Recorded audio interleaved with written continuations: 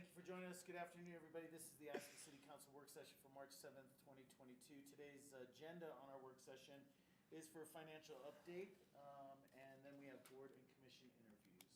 We'll start with our financial update and have Pete up to the table. Good afternoon. Good afternoon, Mr. Mayor. Good to see you. Council members. Good afternoon, Finance Director. What's that? Good afternoon. Afternoon. I'm going to share my screen if that's all right. Please.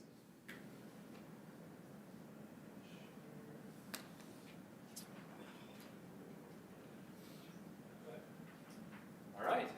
Well, thanks for taking some time today.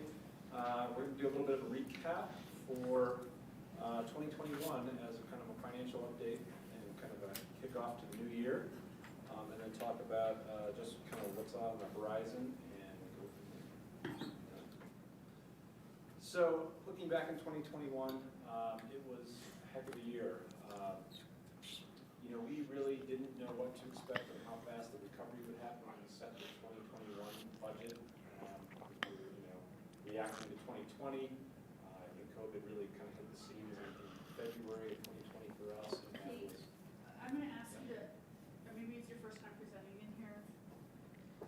There is a button on the left side of the microphone in front of you. Could you please put that on? And could everyone check their microphones? Is that better? To make sure you have it on, please. Check. 1, 2, check. Is that better? Oh, we're going to give, Thumbs up. I don't know. I don't know if, okay, Amy's giving us the sign. It's okay now. Okay. Oh, yeah, that's right. Much better. So COVID came about in February of 2020 to our world, and basically that was about 6 months before we were really planning for 2021. We took that into consideration, and we're really trying to figure out how deep of a recession that we might push into, as well as how fast could we recover. In all of the conversations by the experts around the world, it was really anticipated that this was going to be a very slow recovery. That did not turn out to be the case. It was a very V-shaped recovery. It was very rapid down, very rapid back up. And as you can see by our city sales tax numbers, we had record sales in 2021. We surpassed what we expected. And a lot of this had to do with folks actually being cooped up, and while they weren't able to purchase services, they were able to purchase goods. And you'll see that in the next couple of slides. But this record high really was driven by almost all industries across our economy, our local economy. There was only one industry in our mix that really didn't kind of recover back to even 2019 levels, and that was the cannabis industry. Otherwise, most sectors really grew by double digits, some by some pretty astounding numbers. I do want to say that the fashion and clothing section really is a little bit of a reflection of the fact that when we brought on our new tax accounting software, took a look at how we were grouping industries, and we took a harder look at what really turned out to be the jewelry gallery section, which used to be kind of our luxury goods line, as well as our sporting and clothing equipment area that had some things grouped together that really needed to be broken apart. And so some of those actually went into fashion clothing. And so that's part of the growth there. But even still, 25, even 35% growth in a lot of these industries is pretty astounding. You have to recall that sales tax is a dedicated tax, so there are only certain benefactors across the city, and so they're listed up here, Parks and Open Space being the biggest recipient of that. In total, we brought in about $2.5 million more than what we had projected. So that means, again, all these funds are receiving more resources in the near term because of that. On the lodging side, lodging tax, we saw a little bit of positivity again in terms of exceeding our projections, although it didn't kind of grow by the same level of increase as the sales tax side. And this is because of how we projected the lodging tax. Really, we were very conservative when we were looking at that when we were making our projections for 2021. We knew that the lodging industry was taking a bigger hit due to the aspects of limited travel, throughout the world during COVID. And we had low occupancy numbers for quite a while in 2021. It actually didn't really turn positive in this area until late in 2021 is really when we started to exceed 2019 levels, pre-COVID levels. We really also, yep. Excuse me, just go back. The increase in automobile, is that because of Wayfair?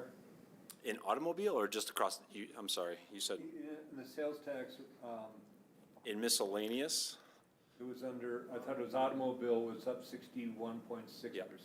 So we actually had a lot of automobile sales early in the year until we had the chip shortage really start to play in and the ports kind of closing down or not being able to get through and disperse all the goods coming to port. So for many months early in 2021, we were seeing a lot of sales on automobiles. You know right now when you go to a dealership that most of the lots are actually quite empty because they haven't been able to replenish inventory after that sale frenzy of sales. But actually late in 2021, we started to see that number start to pull back. So in 2022, I'm expecting that we will not see high sales like we did before. That answer your question? Yes, thank you. Absolutely. The last thing I wanted to say about the lodging industry is in 2021, across the entire year, we still had a lower occupancy number than we did in 2019. We averaged 60% in 2019 and only 56% in 2021. So what really kind of filled the gap and then helped us exceed 2019 levels was really the fact that our average daily rate has increased so substantially in our local sector here. One other thing, I guess that should be a point of note in terms of the lodging tax was that this was the first kind of real robust year of collecting on short-term rentals. So you can see on this graphic that brought in about an extra $3.4 million in lodging tax, sales tax and lodging tax combined. So 1.5 of that was lodging tax and 1.9 was essentially sales tax. So the fact of bringing on lodging revs and working through kind of the impact of the ordinance that was adopted a couple of years ago on kind of clarifying who needed a business license really kind of helped us identify these businesses across our community and is giving us more data about kind of how they're playing into the lodging sector, what role they're playing. We had a little over 1,000 non-zero tax filers in the short-term rental industry. And then real estate transfer tax. You know, we've been talking about this for a while. This is the second year in a row that we've set a new record high. 21 million in the housing real estate transfer tax, a little over 10 million in the arts real estate transfer tax. This was another really big year. Obviously, those are dedicated revenue streams again. So it does not benefit the entire city, but it is definitely good news for us, especially as we look to try to expand affordable housing for the community. This gives us more resources in the near term. That said, the inventory of new homes is way down. So the anticipation that this would continue indefinitely is something that is not in the horizon and not likely. So I'm giving you a lot of positive news. I did want to say that, you know, not every revenue stream grows at these astronomical rates. You know, I give you an example here of the property tax.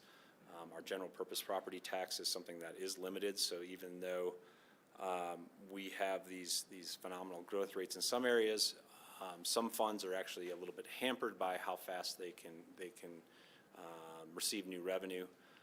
So right here, you know, the Tabor allowable growth, Tabor limit, I guess, to this revenue stream was just under 3%. So our general purpose property tax revenue can only grow up by 3%. So that funds our general fund and it funds the asset management plan, which is our capital fund. So that really starts to put some brakes, I guess, puts the brakes a little bit in those areas. So you certainly heard me that we had strong collections in 2021, and you know the knee-jerk reaction is that we have a lot of new flexibility because of that. I want to say we need to make sure we pause on that kind of thought process and really think about what else comes into play. What do you need your resources for? And certainly, while we've collected more in some areas, obviously those resources can only be used for those areas. But in every area, we're really seeing an increase in costs. We have inflationary pressures. I threw this graphic in the upper right-hand corner in at last minute just to show how substantial the price of goods has gone up in some of these sectors in terms of food. It's somewhere around 7%. Energy is up 28%. And as you know, the current situation overseas is not helping that energy number. But across the board, it's still high 7% for the basket of goods. That's playing into what the city can buy at what dollar amount. We are also having pressures in just terms of finding contractors, finding people to be able to do the work. And then we have our own staffing shortages, basically. The Great Recession is affecting us as much as it's affecting other employers. So with that, I just want to pause. I got a couple, this slide and the next slide, I have a couple of other experts in the room just in terms of what does this mean for the organization, and just kind of to set the framework. I'll let Sarah jump in if she wants to anymore, but we're looking at how this is influencing our own staff and how it's influencing us to be able to deliver the services the community wants. We have seen our own level of turnover higher than what we want. We're just trying to make sure that we can staff accordingly and make sure we can meet the needs of the community. Do you have anything else you wanted to add? Or? The only additional thing I would add here is so while sales were significantly record-breaking last year, I would caution that we have a lot of needs to maintain base services before the expansion of services. And inflation's affecting that, staffing's affecting that, and it's one of those things where staff knows that I'm going to prioritize core services over new ideas right now until that stabilizes a bit, and it's not to let those new ideas not happen, but maybe not happen right now. Thank you.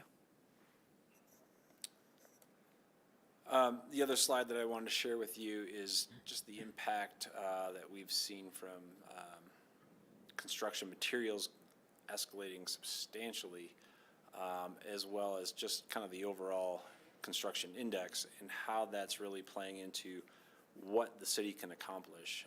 I believe a week ago you heard a little bit about Pepsi Transit, the Pepsi Transit Hub and that project there. That is something that we're really focusing in on, not just for that project, but for every project, and what that's really meaning. If some of these price increases are here to stay for a while and or indefinitely, if labor costs are never going to kind of retreat but continue to stay at this level or keep growing, we have a situation where we're going to have to prioritize projects in the near term as well as down the road. As you know, some of our capital plans are fairly robust in the out years yet, and the resources were already challenged based on those earlier projections. With something like the AMP, which is funded with that general purpose property tax, that is only growing by 3%. When you have cost escalation in this area growing at 5, 6, 10%, it's outpacing what we're going to be able to do, and we're going to have to pull back or find a different alternative. So, Scott, did you have anything else to add to that? And what do we think? Costs coming back down? My read on that in the past has been that costs don't typically go down in construction. They may level out for a while, and maybe that helps the expectation kind of match the new pricing, but I haven't seen them really retreat, at least not in the past. Yeah, I'd agree. They tend to stabilize, but they don't usually go down on that graph in a real demonstrable way. What happens when you do get into a recession is there are more contractors and workers available. which tends to bring bid prices down a little bit, but generally not a big change. Okay, thanks. So, next steps, we have a few budget items coming up. Obviously, the spring supplemental, which we'll talk about, predominantly the capital carry forwards from 2021 that need to be brought forward to 2022 for things that haven't yet completed. That's really a function of the state statutes in terms that you cannot carry an appropriation between fiscal years, that you have to reappropriate any unspent funds. And then we are definitely already working on 2023 planning, which includes capital planning. We're kicking off actually right now. And then we'll work on the operating budget as well come middle of the summer. And we'll bringing that forward to you later in the calendar year.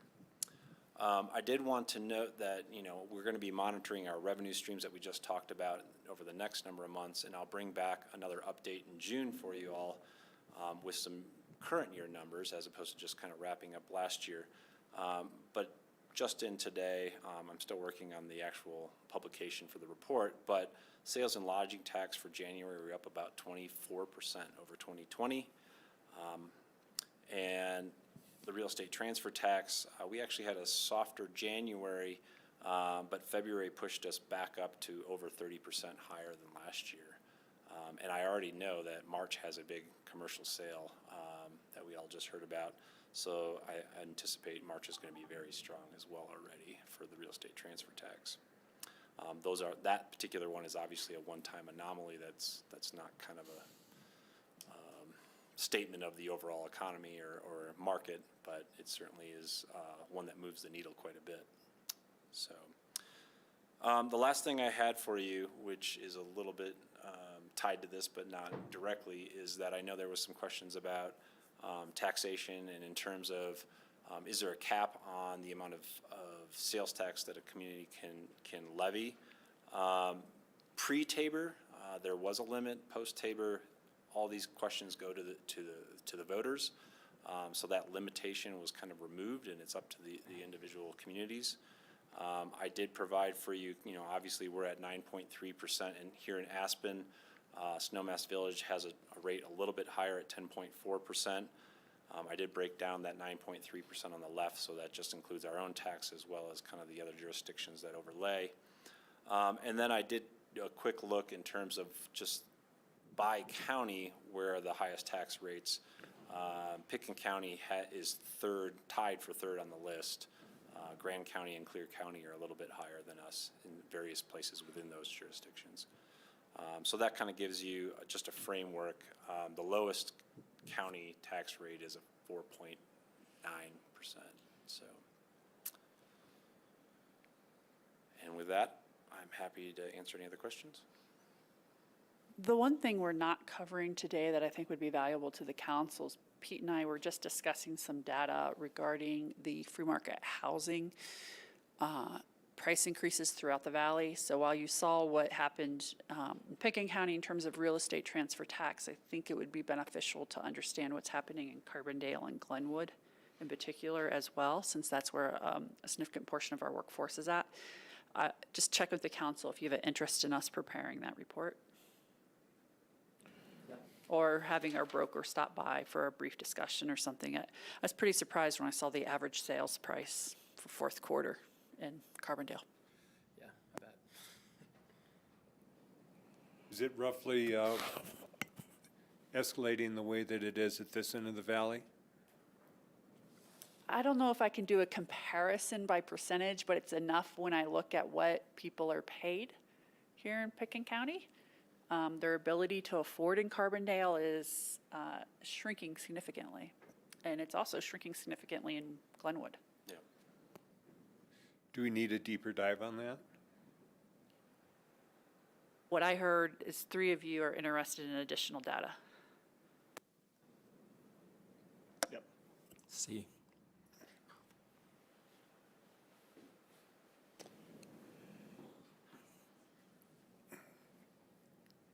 Any other questions for Pete while we have him? I don't think so. Okay. Thank you. Thank you.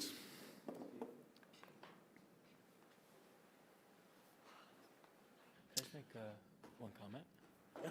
Yeah, I mean, it's just sort of a reflection for all of us, I guess. I think we are incredibly fortunate to live in the community we do from a financial aspect. Certainly that gave us, the opportunity as we did to respond to COVID, for instance, and supporting our locality. And so I don't want to in any way diminish how lucky we are. And I hope that we don't tie the financial numbers to the, entire prospect of our town, right? More money is not always better. Certainly that's true for individuals. If you don't have much, more is very helpful, but there are diminishing returns, and there are times when too much money can ruin a person. And I think that the same is true of a community. So this comes with significant benefits and flexibility to meet the changes that are coming. But we need to be mindful, the sort of the human inclination is to put more food on the bigger plate. And that's not always healthy. So, I think we should be really temperate with this opportunity and planning for our future. Thanks, Skippy. Thanks, Pete. Thank you. Mr. Mayor, I plan to step away while you're conducting these interviews, and they'll give me the high sign. I want to come back. Thanks. All right. Next on our agenda is boards and commission interviews.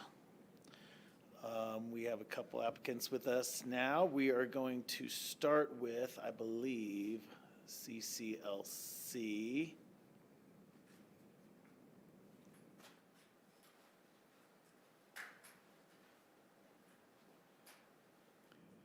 And we have Bill Dinsmore joining us. Want to come on up to a table, make sure the green light at the base of a microphone is on. Yes. Great.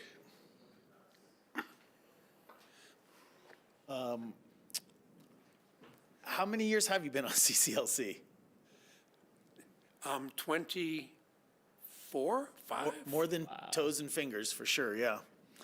And I want to, Skippy, I want to make sure I share your sensitivity to people having too much. I think Gorsuch is really suffering right now from an overabundance of money, and so I'm glad you feel for him. I share your feelings. I always start off just by saying thank you so much for, obviously, your service and wanting to do it again. The work that you've put in for the city of Aspen is fantastic. I also always ask if you're aware of the meeting schedule, and but the answer to those questions would be yes. So, with that, I'm just going to open it up to council members if they have questions of Bill. And I'll just go ahead and start with John, if I could. I guess I'll just ask some softballs. You live in Woody Creek? I do. Okay. That isn't necessarily a softball in some people's minds. It's an accusation. Fair enough. Let's see. I guess the only other thing I have to say is I really miss the cherry tarts at the Main Street Bakery. Thanks for the memories. Yeah, as close as possible. Sorry. Thanks, John. Jasmine, I believe, served on P&Z for 30 years. Do you intend to break that record? How long is a term? Is it too? No. I have no desire to break records or to set records. That's no. No, I'm just joking. Thank you for your service. I'm wondering, in your current experience on the board, looking back and looking forward, what do you think is going best, and where are areas for improvement, or we've heard kind of desire of board members to get involved in more things. So I wonder if you share any of those. Well, I think CCLC can really hang its hat on the most significant contribution we've made. Also celebrating a 20th or something anniversary is the Saturday market.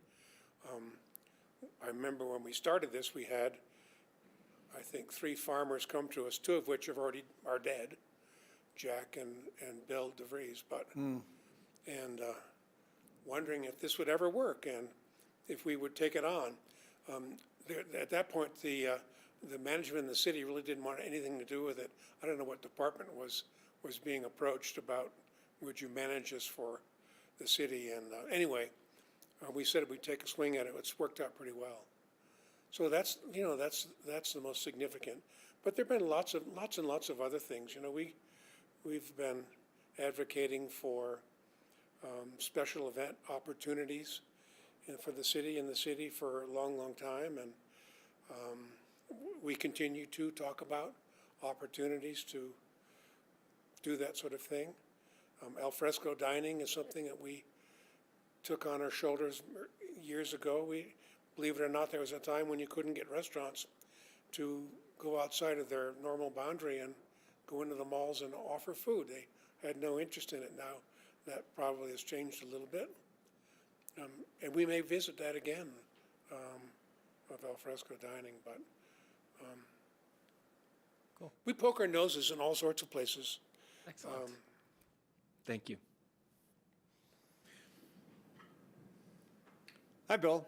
It's been a pleasure serving with you or being a tag-along at the CCLC. I love having you tag along too, Ward. It's been wonderful.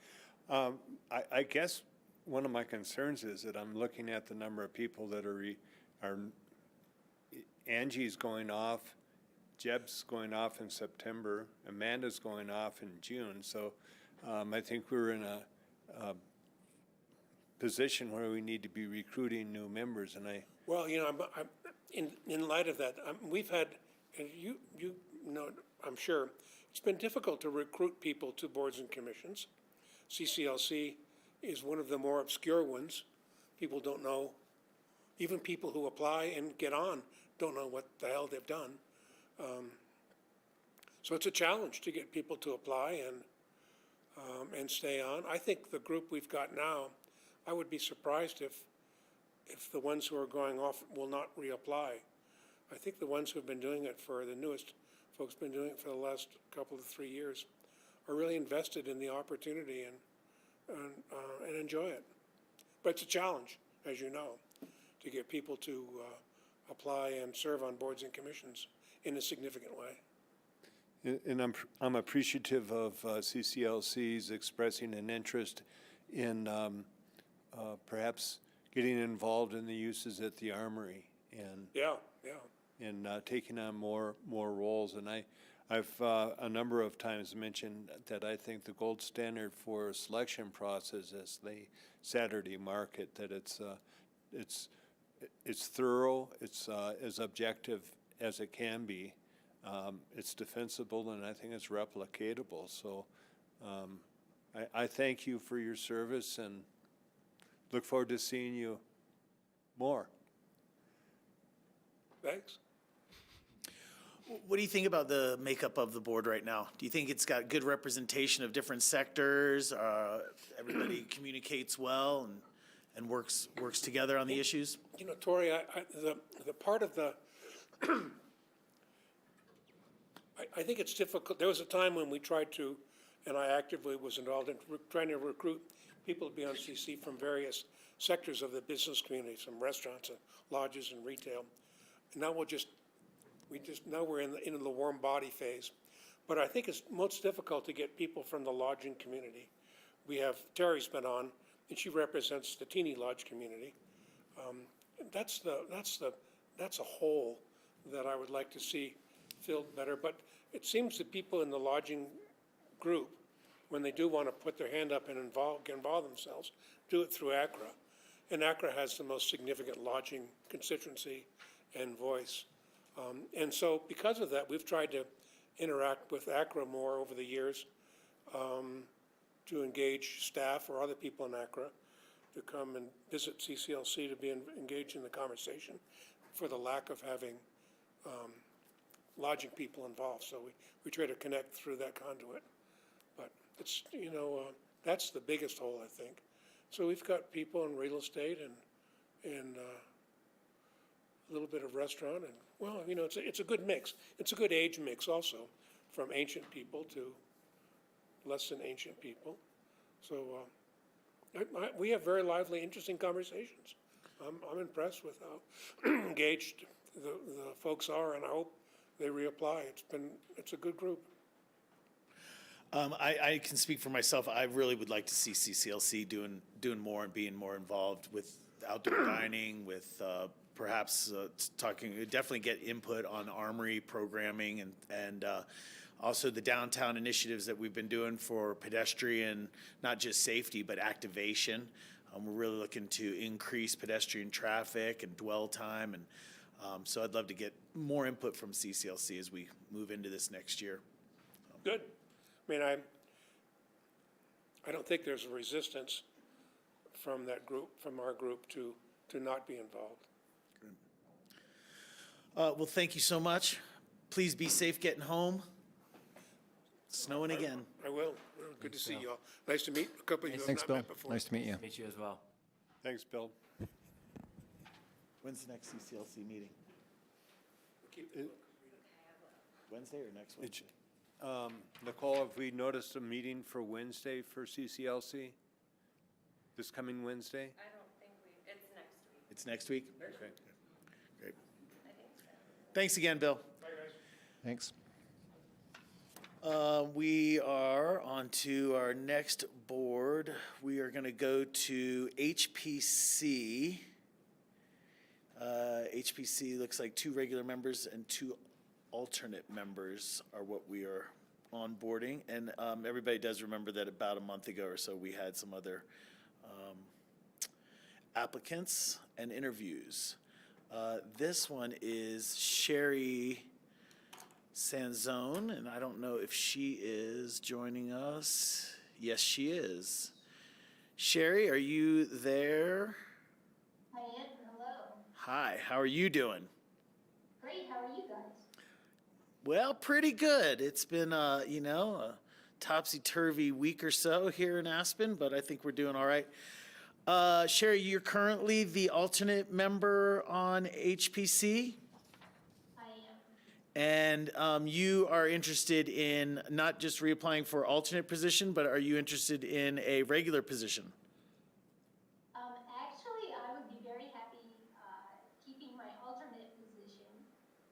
I enjoy being a part of the discussions and especially the design considerations. I'm the only landscape architect on the board, and as you know, a big part of our guidelines deal with site and landscape architecture.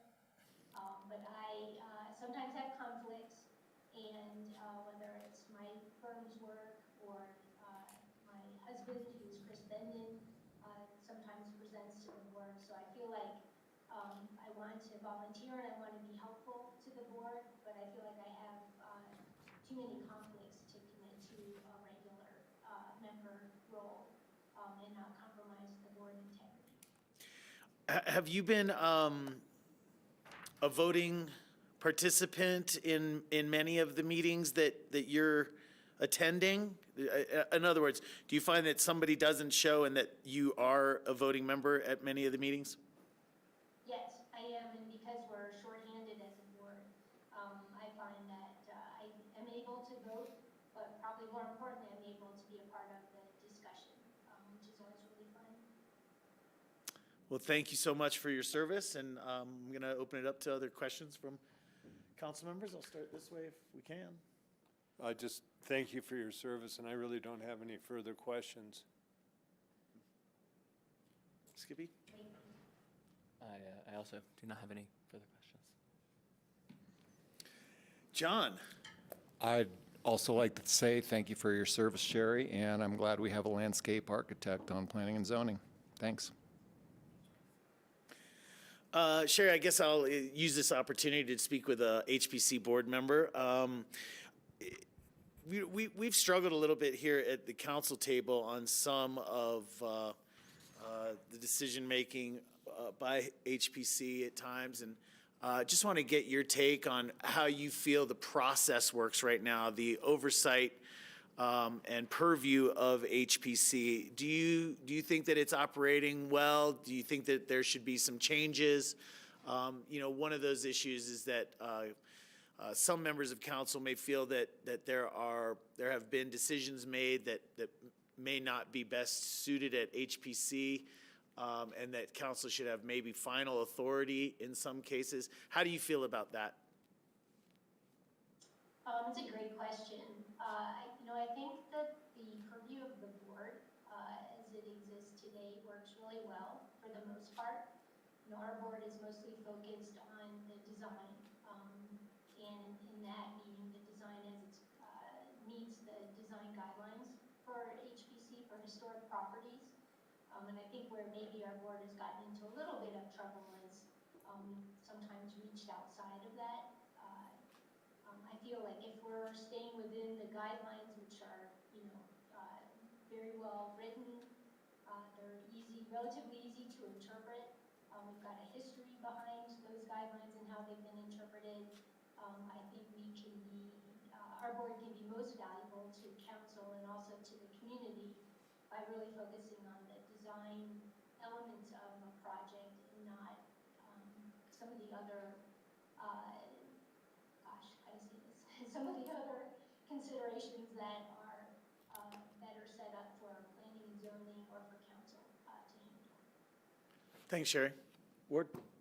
Yeah, I'm going to come back to that because I'm a person that has been frustrated by HPC having final authority on land uses, and I can think of a couple, one of which is I think the last one that came in front of us about placing the structure too close to an alley for snow removal for a garage. That to me, I can't understand how an appointed board should have final land use authority. That's pretty much what my objection has been. I think since I've been on council, is I don't think HPC should have final authority on those land uses. And I think there was another one, but I'll leave that one out of it. That's just one example.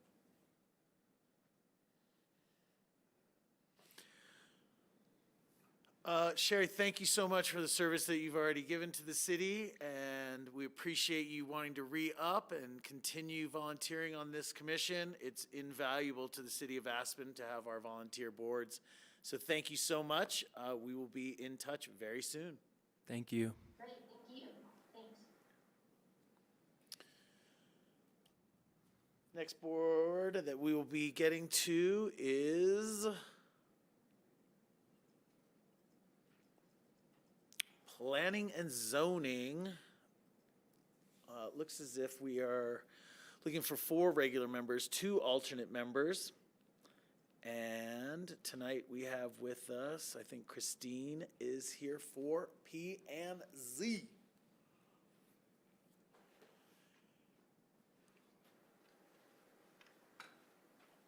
Hello, Hi, Christine. Hi, Christine. how are you? Well, thank you. I'm back. Christine, you've served on a number of boards. I think currently, are you still Wheeler Opera House? This Wednesday is my last meeting. It's the last meeting at Wheeler Opera House. And Next Gen, you're not doing Next Gen board, so you're looking to do P and Z as the board or commission that you're focused on? The one and only. Right. Are you aware of their meeting schedule and times, et cetera, and you have no issues with making those meetings? Nope, first and third Tuesdays of the month at 4:30. And are you interested in a regular membership or alternate membership? Regular. Okay.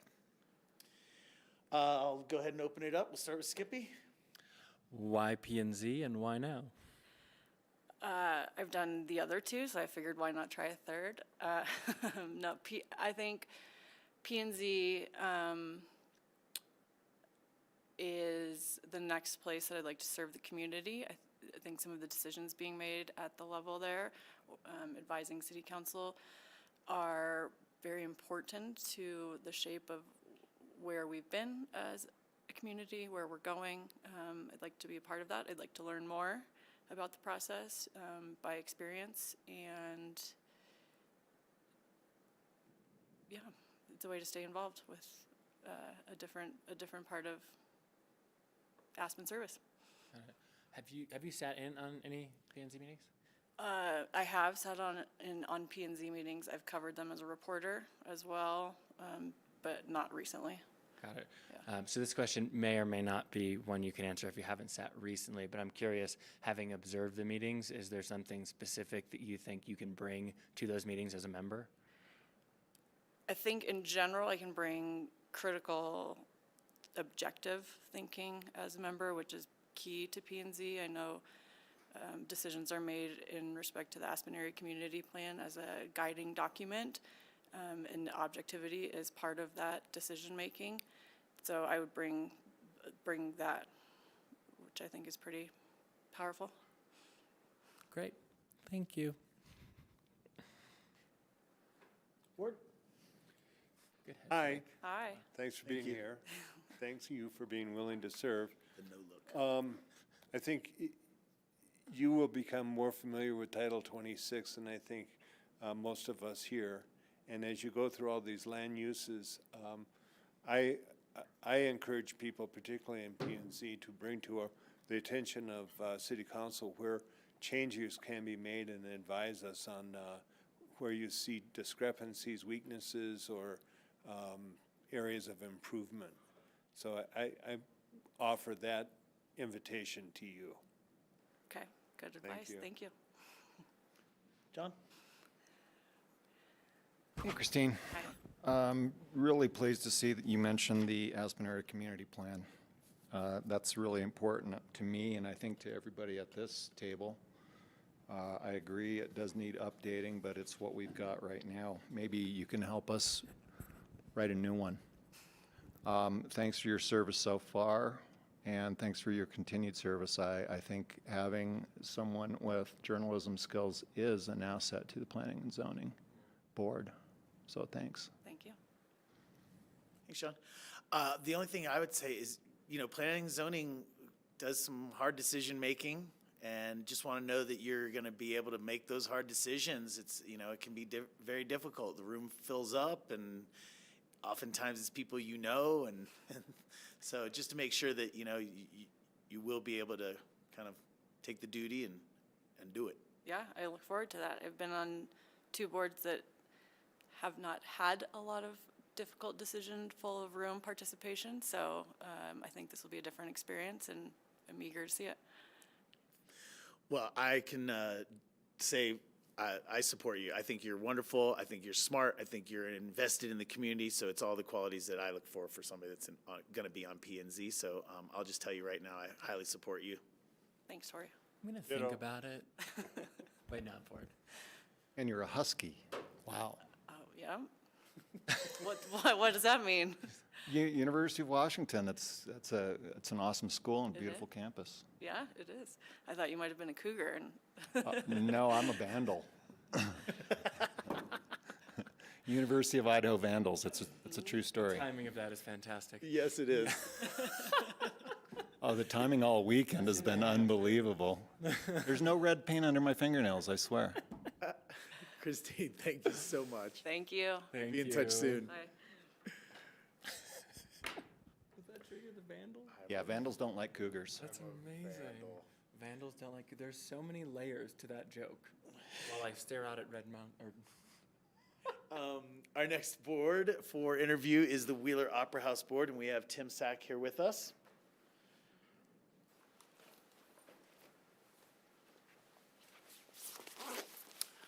Hi, Tim, guys. how you doing? Good. How are you? Hello, Timothy.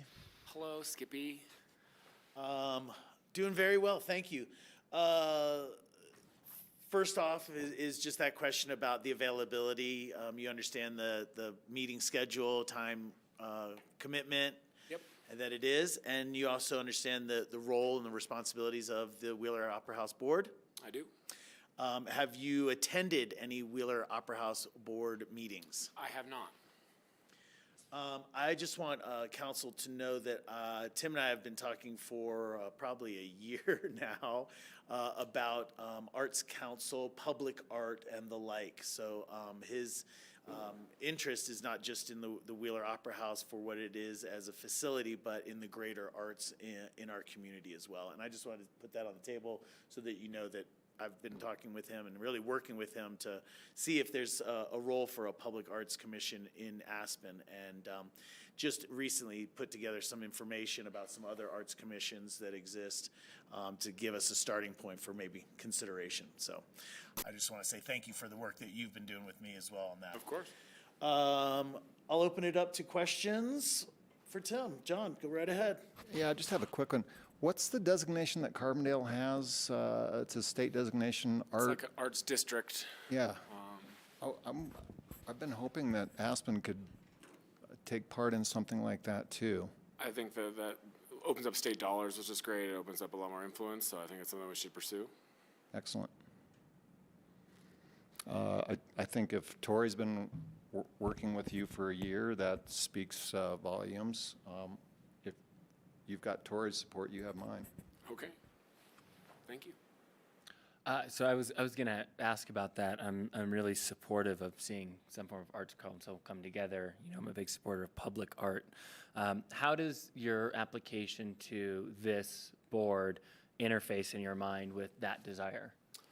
I'm not sure it interfaces directly at all. I just think that the Wheeler is obviously the center of arts and culture in this community, in the city's perspective. So my interest there is just that seems like the best place for me to be as a creative and an artist myself. And then ideally, you know, working with and understanding how that system is working better, how do we then kind of bring in and expand into the public arts system? You know, again, my interest in the public arts is largely inclusive, accessible, you know, free art for everyone, and not something that is intimidating or costs money, or, you know, how do we have something that is open to anyone who's interested in seeing it without any barriers? Got it. So I'm hearing, you know, this sort of arts council idea that you're, I guess, agnostic to whether that happens outside of the Wheeler or is like birthed from within? Yeah, I mean, I think for me, it's any way that we could get it instituted so that it was working. If the Wheeler can help kind of spur that, then that would be amazing. But if it needs to be something separate from the Wheeler, then as long as we can still get something going and the initiative can be pushed forward, that would be amazing. Got it. And with your time as a limited resource, if we were to appoint you to this board, it would not inhibit or diminish your interest or ability to move that forward? No. Cool. Thank you for wearing a cool scarf. Got cold again. I'm going to channel ex-mayor Steve Scadron on a couple of questions here. What color are the seats in the Wheeler Opera House? What color are the seats? I actually don't have the answer. Probably a maroon, I would guess. That's correct. Okay. That's my initial guess. Red. What was the last performance you saw at the Wheeler Opera House? It was either Jim Gaffigan at the Comedy Fest before 2020 took down everything, or it was Aspen Extreme, which is actually tonight. I found out again. I thought about going back to. Always a great assistant. I think it's tonight or tomorrow. Friday or Want to go? It's this week. I make a motion to adjourn this meeting. It's tomorrow. It's tomorrow, yeah. Oh, okay. Which is always a fun one. But I think Gaffigan was the actual last performance I saw. Okay. Do you know other members of the Wheeler board? I know Christine. She's the only one. How long have you known Christine? I've known Christine for 15 years. Okay. Yeah. All right. Do you know the executive director of the Wheeler Opera House? I do not. Okay. Well, there's a lot of room to learn. Yeah. Thank you for your willingness to serve. Yeah, of course, Ward. Thanks. Tim, thank you so much. Thank you, I Troy. don't think we Thank really you, have guys. any other questions for you. Appreciate you. We will be in touch very soon. Thank you. I think you've got it in the bag. Guys, we also have Richard Stetner, who's joining us on WebEx. There he is now. We've got video of you, Richard. And Richard is currently seated on the Wheeler Opera House board, so I know that he has knowledge of the meeting schedule and is more than able to make it. Richard is a active participant, I will say, on the Wheeler board. He is definitely one that puts in his input and listens and communicates well with the rest of the board. So, Richard, thank you so much for your continued interest, and we appreciate the service that you've already done. I'm going to go ahead and open it up for some questions for Mr. Stetner. Skippy or John? John? I don't really have any questions. I'm just, it's obvious you care about the Wheeler because, as you pointed out, it's the only board that you don't have to live in the city, and you don't, but you've been very involved with the ski company, the Limelight Hotels, and you've already been on the board. So for me, this letting you remain, it makes perfect sense to me. Thanks for your service, and yeah, you've got my vote.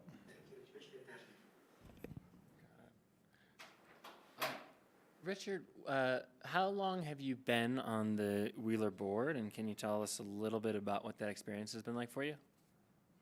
Sure. A lot of history. I think I joined in November of 2011. Wow. Look back, way back when, I guess you could say, with Graham, and how that's transitioned to Jenna to Lisa. I think we've taken steps forward with each of the new executive directors that we've placed in there. And you look at the, what Jenna did from Graham, all the new programming, and just really the kind of dark days went down dramatically. It's hard to compare Jenna going into Lisa because of COVID and Lisa starting. But I think Lisa brings a fresh, new approach in getting the Wheeler open has been an amazing job done by that group of individuals working in there. So the energy, the enthusiasm, moving all that forward, it's been amazing seeing that. I also think the discussion and the vote that was approved with the red, take care of the Wheeler first, and then what can we do to help out the rest of the arts groups in the community is incredibly important. And I think that was a loud message sent by the citizens of Aspen in approving that. Got it. Jump in, I may come back with one or two more. Okay. Ward? Just so I don't discriminate, what color are the seats in the Wheeler? I get an unfair advantage. I've been there for a while, so maroon, as we all know. You asked me about my last show. It was supposed to be Kevin Nealon, but it canceled because of COVID, unfortunately. We were really looking forward to that one. Well, thank you for your continued service. Appreciate it.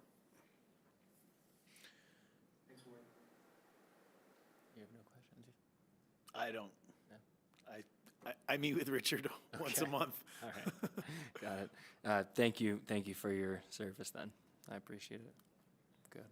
We appreciate it. The Wheelers are gem. We want to keep it that way. So, again, thank you for everyone who attends those meetings in your.